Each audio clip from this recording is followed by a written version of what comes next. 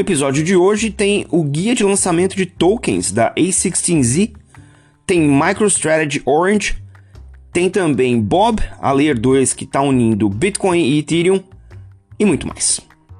Eu sou Maurício Magaldi e esse é o Block Drops, o primeiro podcast em português sobre blockchain para negócios.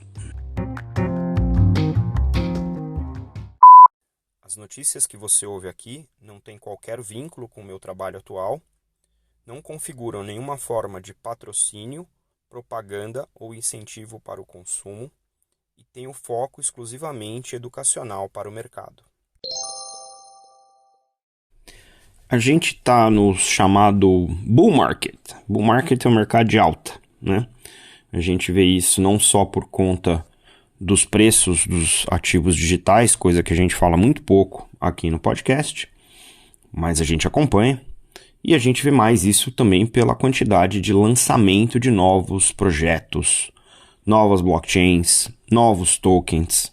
E a gente está passando agora por um momento muito curioso no mercado, que é a explosão de duas práticas. A primeira são os airdrops, né? A gente teve nos 3 primeiros meses do ano uma montoeira de airdrop. E o airdrop é um mecanismo que a gente chama aí para dar o hot start, né, a partida quente no motor de um projeto. É você distribuir tokens para a comunidade para que a comunidade possa utilizar aquele projeto. E o segundo, tem várias técnicas para fazer isso, várias táticas, várias estratégias.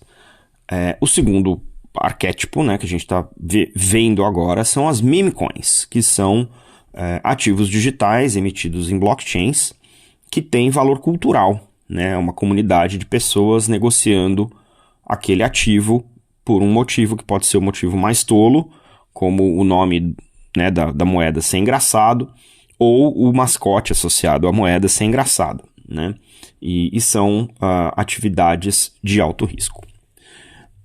Para conter toda essa doideira, o fundo de investimento A16Z Crypto, que é capitaneado pelo Chris Dixon, autor do livro Read, Write, Own, que conta, né, a história e a fundação da Web3 enquanto conceito. A A16Z lançou não 1, não 2, não 3, mas 4 guias para quem está interessado em botar de pé um projeto e lançar os seus tokens. Eu li por cima alguns deles, alguns eu li mais profundamente, mas vou comentar um pouquinho das estruturas e do que eles cobrem, e vocês aí cliquem no link e vão dar uma lida nisso se vocês têm interesse nesse segmento, porque segundo o próprio Chris, uma das perguntas que as empresas ou os fundadores, né, em quem eles investem, a pergunta que mais é feita, uma das que mais são feitas, é como é que eu abordo o lançamento de um token. E aí tem, muito interessante, tem o primeiro que é como navegar os riscos de lançar um token, em que eles cobrem os riscos legais, comerciais e operacionais, e propõem 3 estratégias de lançamento, né? A estratégia de descentralização, que é simplesmente, de maneira mais descentralizada possível, você diluir os riscos concentrados, né, dentro do projeto, do lançamento, e ter um roadmap muito claro de descentralização. Depois, o segundo método, a segunda estratégia é excluir regiões mais complicadas, como os Estados Unidos, e a terceira é restringir da mesma maneira. Né? Depois tem preparando para lançar um token, o que você precisa saber, tanto de Product Market Fit, né, encaixe de mercado, o plano de ação para descentralização, quais são os fatores para um modelo econômico do token, né, ser interessante, como ter uma estrutura organizacional robusta e como está pronto, né, para operacionalizar o token. O terceiro é um guia operacional para você lançar o token desde a criação até a custódia. Como coordenar com os custodiantes, como fazer as auditorias de segurança, alocação e distribuição desses tokens, como garantir que os travamentos, né, os lockups vão acontecer e como colocar de pé staking e governança para aquele protocolo. E por último, né, há algumas regras de ouro aí, de acordo com eles para lançamento de token. Não vender publicamente para nenhum cidadão americano, fazer da descentralização o grande foco, comunicar tudo, governar tudo, ser muito cuidadoso em relação ao mercado secundário, listagem, liquidez, e sempre fazer os lockups, né, funcionarem por pelo menos um ano durante o lançamento do token.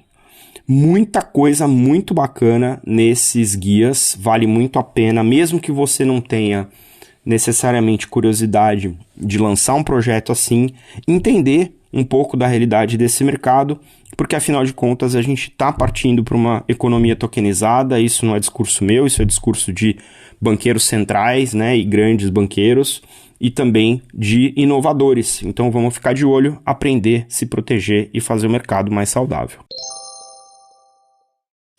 No segundo drop de hoje, a gente vai comentar um pouquinho sobre um lançamento que aconteceu essa semana no evento chamado MicroStrategy World Bitcoin for Corporations 2024. É um evento da MicroStrategy, que é capitaneada pelo Bitcoiner Michael Saylor, que inclusive esteve no Brasil recentemente.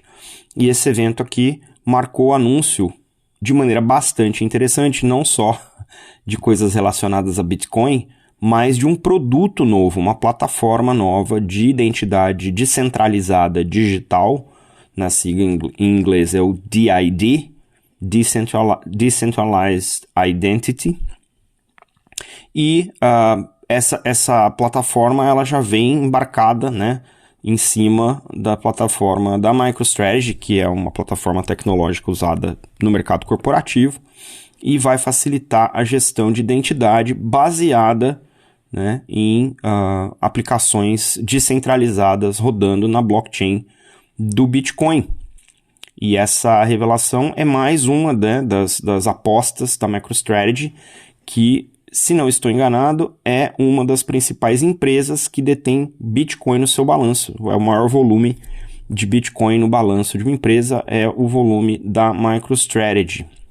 De acordo com o anúncio, eles estão cobrindo algumas frentes dessa área de identidade digital descentralizada, né, olhando para credenciais verificáveis emitidas por entidades autorizadas e olhando alguns casos de uso, coisa que a gente adora aqui, que é identificação de aplicação para e-commerce, aplicações de mensageria, peer-to-peer, identificação de perfis em redes sociais, aplicações financeiras na área das fintechs, outras aplicações do ponto de vista de enterprise mesmo, de identificação, né, de single sign-on, e até aplicações nativas na rede do Bitcoin, em que seja necessário você adotar algum tipo de identificação das partes envolvidas, coisa que para os bitcoiners, né, mais raiz aí vai soar bastante estranho, mas a gente está vendo, né, a chamada renascença do Bitcoin com várias inovações, tanto em primeira quanto em segunda camada na rede, né. De acordo com o Cesare Raxo, que é o vice-presidente executivo da MicroStrategy, ele diz o seguinte no anúncio: hoje gostaríamos de apresentar a MicroStrategy Orange, que é uma plataforma corporativa para construção de aplicações de identidades descentralizadas utilizando a blockchain do Bitcoin. A plataforma consiste em 3 peças fundamentais e no coração disso está um serviço de nuvem, baseado, né, em nuvem, que permite que você emita essas identificações digitais para os seus usuários e para sua organização. As aplicações Orange são pré-empacotadas e vão ser soluções pontuais para endereçar necessidades específicas de identidade digital. Pesado, muito pesado esse tipo de aplicação para o ambiente corporativo, porque você saber com quem você está interagindo é uma coisa essencial para quem opera no ambiente regulado. E fazer isso no Bitcoin parece ser uma coisa bastante contraditória, mas bem interessante do ponto de vista técnico. Ele continua, abro aspas, a gente vê uma oportunidade gigantesca e isso é só o começo.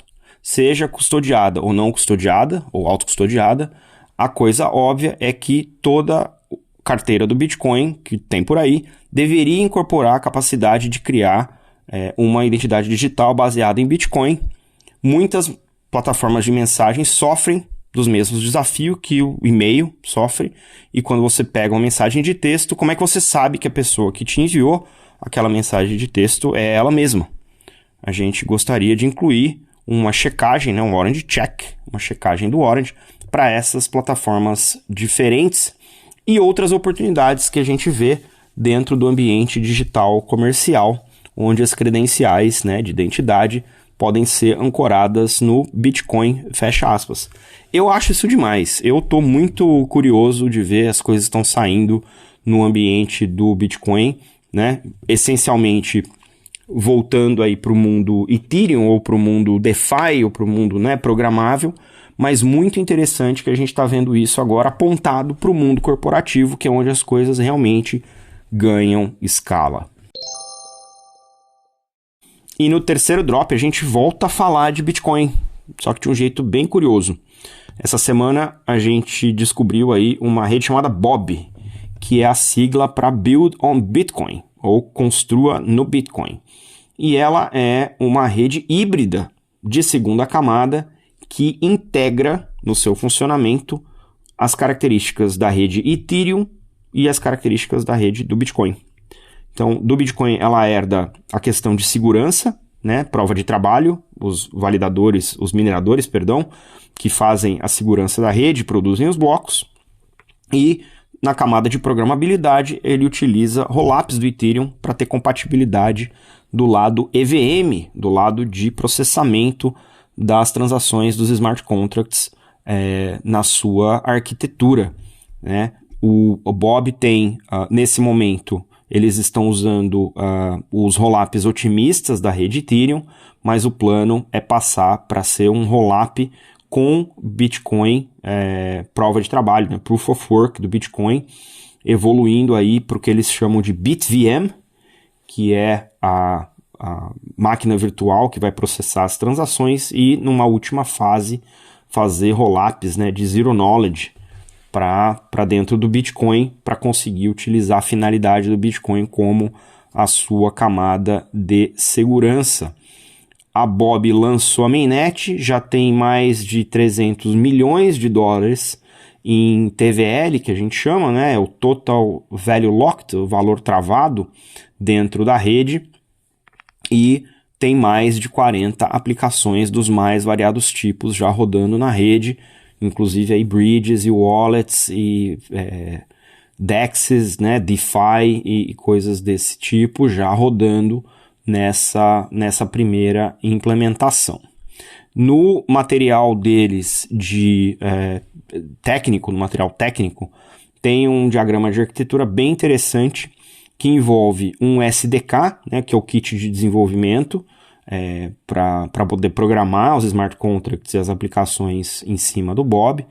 Tem as bridges, né, as pontes, para você movimentar ativos do Bitcoin para dentro da Bob, do Ethereum para dentro da Bob, para você poder trazer essa liquidez, né? E tem uma virtual machine, uma máquina virtual que usa Rust como linguagem, né? E opera dentro de integrações com o Zero Knowledge Rollups também, já, né, nativos da rede.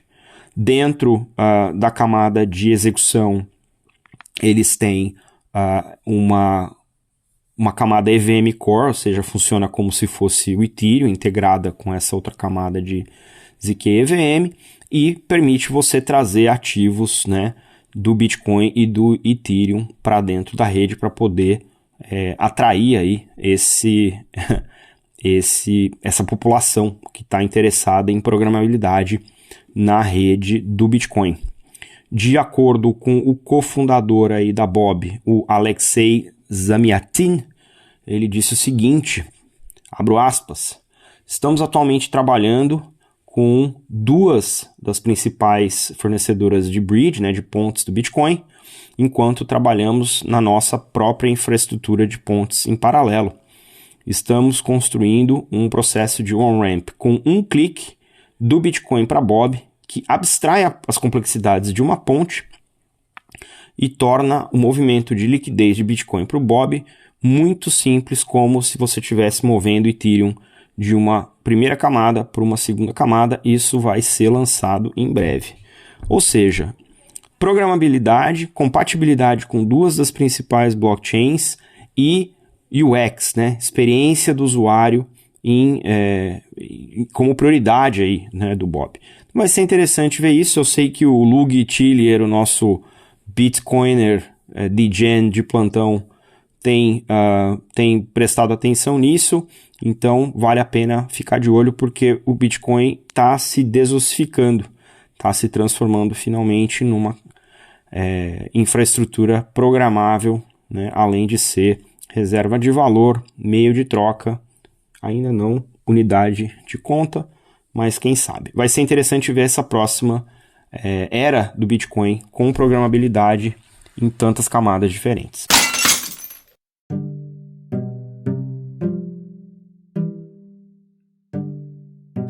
E numa semana cheia de notícias, tem muito mais. O time de futebol Manchester City se juntou com a OKX, a corretora cripto, para lançar Unseen City Shirts, que é uma coleção limitada de NFTs das camisetas do clube. O fundo BlackRock liderou uma rodada de 47 milhões de dólares para a empresa Securitize, uma das principais tokenizadoras de ativo. A Ton Foundation, da blockchain Ton, se juntou com a Hashkey para levar on-ramping de cripto para dentro do Telegram. A blockchain Sui anunciou uma parceria com o Google Cloud para alavancar as ferramentas de insights de dados, empoderar os desenvolvedores com ferramentas com inteligência artificial e também desenvolver Zero Knowledge Proofs para escalabilidade e privacidade. A Lumix está lançando um hackathon com quase 20 mil dólares em recompensas totais. O link está aí para inscrição. A Telefônica anunciou uma parceria com a Meta e a Qualcomm para suportar 10 startups, focando aí no metaverso. Quem pensou que o metaverso tinha morrido, aparentemente não. A MoonPay está oferecendo para os seus usuários agora conseguir comprar cripto. A MoonPay, que é uma plataforma de on-ramp, usando as carteiras da PayPal. A Block, que é a empresa que tem várias empresas, mas uma das principais é a firma de pagamentos Square, lançou uma blueprint de Bitcoin para os negócios corporativos poderem trazer Bitcoin para o seu balanço. E a Tether entrou numa parceria com a Chainalysis para trazer monitoramento de transações em resposta aí à pressão regulatória.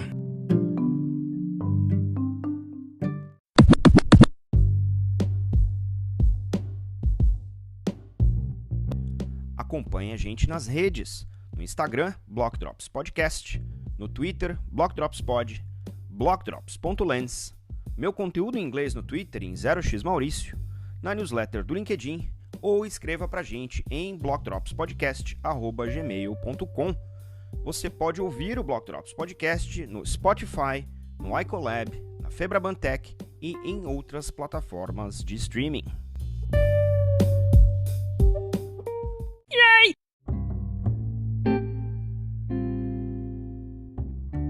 E os salves de hoje, para quem compartilhou os links que vocês encontram na descrição do episódio, vão para Anthony Day, Chris Dixon, Michael Williams, Rita Martins, Paul Brody, Lug Tiller, Carlos Arena, Caio Barbosa, Eduardo Viegas e Ivan Sotorite.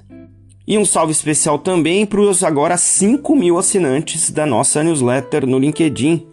Bem-vindos a todos, e você, se ainda não assinou, dá um pulo lá. O link também está na descrição do episódio. E não se esqueça de deixar as estrelinhas no seu tocador favorito. A gente fica por aqui. Stay rare, stay weird. LFG.